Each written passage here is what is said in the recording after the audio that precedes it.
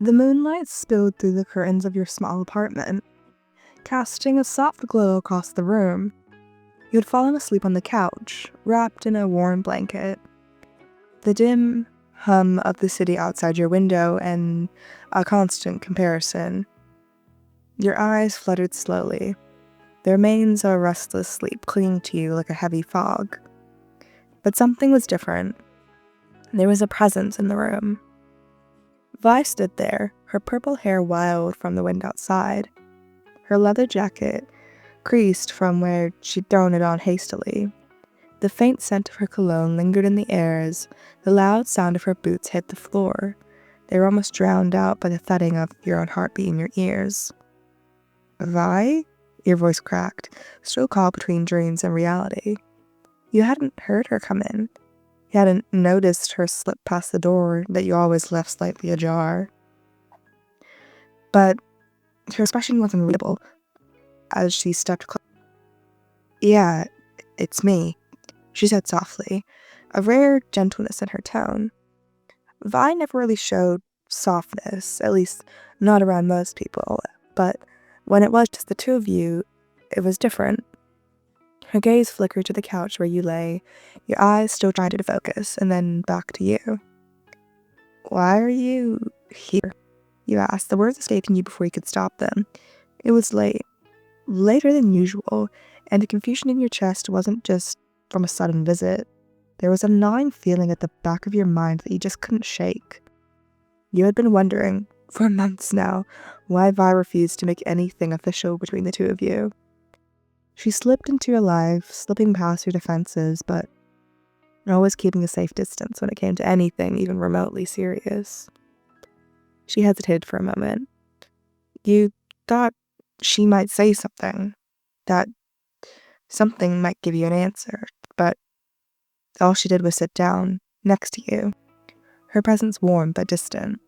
The weight of her proximity was enough to make your heart race, but also tighten in your chest. You sat up, pulling the blanket tighter around your shoulders, and suddenly feeling very exposed under her gaze. "I just wanted to be around you," she murmured after a long silence. Her voice was low, almost hesitant.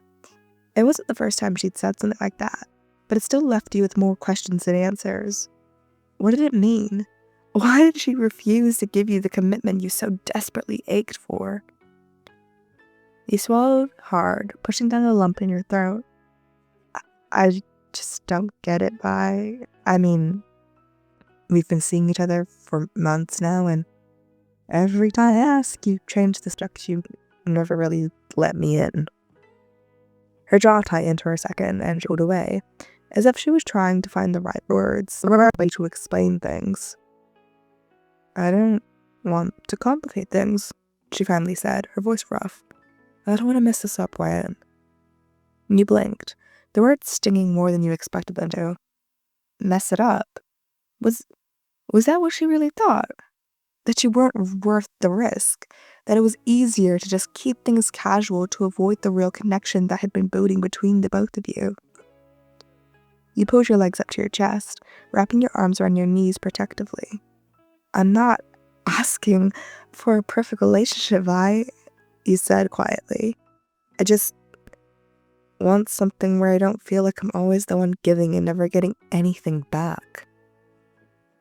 She looked at you, her eyes full of something you couldn't quite place. Guilt, regret, or perhaps the fear of something deeper than either of you had ever spoken out loud. "I'm not good at this," she admitted, her voice barely above a whisper. "I don't know how to be what you need." The vulnerability in her voice hit you harder than you expected. You wanted to reach out to tell her it was okay, that you understood, but the part of you that felt neglected, unworthy of her time and attention fought against it. You wanted her to see you. You wanted her to choose you. But she hadn't. Not really.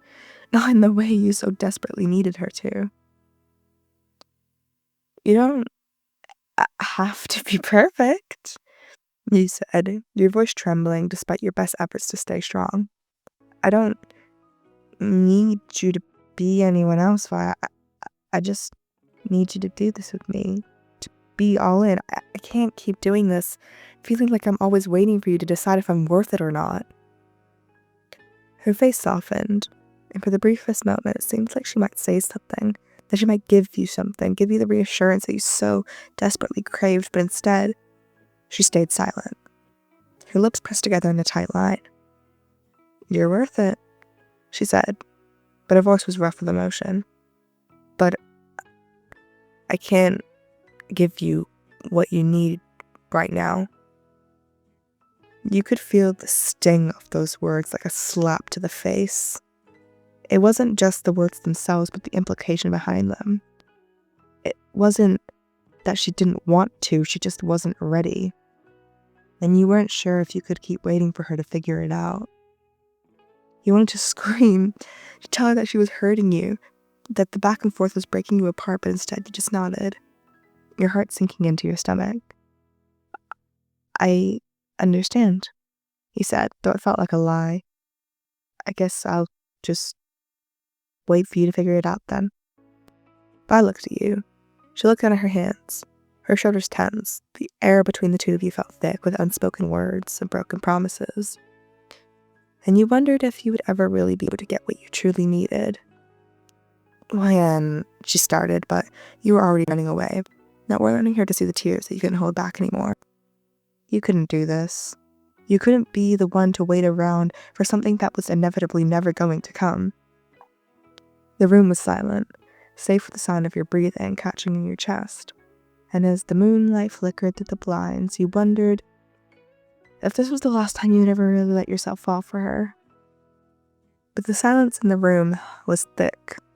The only sound was your ragged breathing as you tried to hold yourself together.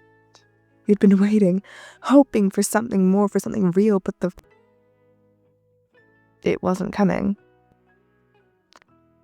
Sitting on the edge of your bed, your body tensed with all the things left unsaid, it felt like everything was falling apart. You felt the sting of her words in your chest, like a dagger loaded deep in your heart.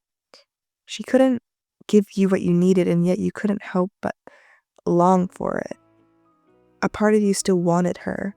It still needed the warmth of her presence, the feeling of being seen by her, but as much as you yearned for it, it was clear that she just was as distant as she always had been. As you turned away from her, trying to hide the tears that threatened to spill over your eyes, you caught the slightest movement from the corner of your eye. It was too quick for you to process, too fast for you to react, but in an instant, Vi was next to you. Her presence was overwhelming and yet comforting. "Ryan." Her voice was soft, almost hesitant, but before you could look up or say anything, her hand was on your chin, gently lifting your face to meet hers. Her touch was warm, and there was something in the way she looked at you, something vulnerable, something real. It made you ache in your chest. "Don't," you whispered, shaking your head as your eyes met hers, searching for answers that she didn't have. "Please don't try to fix this." "I'm not trying to fix this." Her voice was almost too soft, barely a whisper. "I'm just trying to be here." You wanted to pull away. You wanted to tell her that you couldn't keep doing this, that you couldn't keep being caught between hope and disappointment, but then, as if she understood exactly how you felt, she leaned in, and she kissed you. It was gentle at first, like she was testing the waters, unsure of how you would react as her lips brushed against your own in the softest, most tender way. And for a moment, you allowed yourself to give in, to feel her warmth, her closeness. It was the kind of kiss that you'd been waiting for, the kind that made your heart race and the breath catch in your throat. But then she pulled back just slightly, her lips still hovering over yours, teasing, like she knew exactly what she was doing. You could feel that smile tugging at her mouth. Though you couldn't see it, her hand slid behind your neck, keeping you close, just enough to where she couldn't pull away, even if she wanted to. "Vi," he breathed out, still reeling from the unexpectedness, still trying to make sense of the storm of emotions inside you. Her thumb brushed against your jawline, her touch surprisingly tender. "I don't know how to make this right," she admitted, her voice barely audible. "I don't know how to give you what you want. I'm not good at this stuff. Relationship, she clarified. You could feel the frustration building in your chest once more. The need to scream, to shout, tell her how much you wanted this, how much you needed her, but instead, you just stayed there, breathing the scent of her cologne, trying to steady your nerves. You were both caught in the moment, and neither of you knew how to navigate. Then stop pretending, you've said, your voice breaking slightly as you pulled away, just enough to look at her in the eyes. Stop acting like we're friends with benefits via. I can't keep doing this. I need something real. I just. I need to know that you want this too, that you're all in, you try to say, but the stuttering kept you back. Her gaze faltered, the cocky confidence that she once wore slipping away. Just for a moment, she seemed to hesitate, like she was breathing with herself, with whatever it was that she was holding back. You could see the conflict in her eyes, the fear of commitment, and maybe something deeper, more than just a simple decision. And it hit you. She wasn't afraid of you. She wasn't afraid of loving you. She was afraid of what it might mean for the both of you, afraid of how everything might change if she gave in to the connection between the two of you. I don't know what to say, Ryan, she whispered, her forehead resting against yours. I don't know how to give you what you deserve when I can barely figure out what I want. You felt the ache in your chest flare up again, but this time you didn't hide from it. You didn't pull away from her. Instead, you closed your eyes, pressing your forehead to yours, willingly letting yourself to not cry, to not crumble in the face of her indecision. Vi, you whispered again, your voice thick with emotion. You don't have all the answers, just be with me, be honest with me. I can't keep playing this game with you. There was a long pause, and for a moment it seemed like Vi might pull away. She might retreat like she always did, but instead, she sighed deeply, her warmth against yours. Okay? She said softly, her hand gently cupping your cheek, her thumb brushing over your skin in a soothing motion.